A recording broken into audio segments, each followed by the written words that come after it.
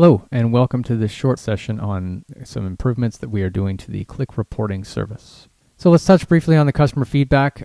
We got some great feedback after the Q4 burst reporting offering, leveraging the Qlik reporting service and either direct API or automation capabilities. We spoke to a number of customers directly, as well as also some great feedback around ideation and posts on the community related to our announcements, as well as follow-up posts as well. So with that in mind, we worked on some improvements to the reporting service with the goals of supporting adoption of burst reporting capabilities on Qlik Cloud. So let's talk about the updates that users of the Qlik reporting service will see from a PDF output perspective. First of all, theme support for Qlik reporting service PDFs. So that includes both the standard themes as well as custom themes. There's a 1 centimeter border around all of the PDF pages. The default DPI value is now 300 DPI. That will result in a larger file size, but as you'll see in one of our samples here, it offers a much greater quality PDF output.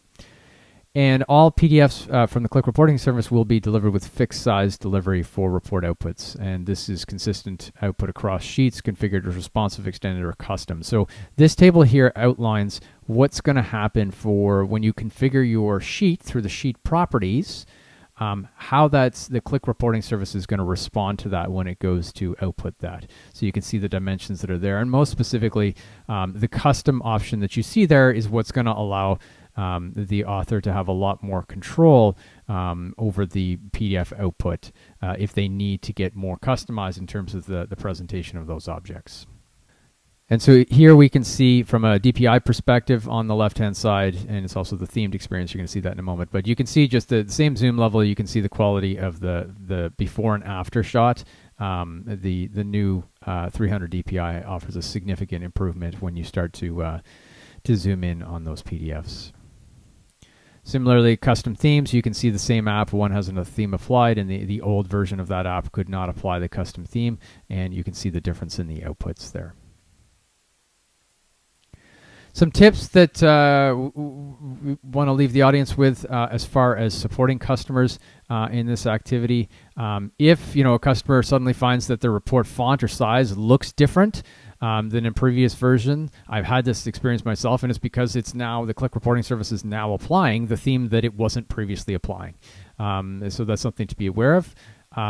You also might find that when you do a before and after, that some of your visualizations have a zoomed effect, or the data elements start to get cropped at a different point in the data set.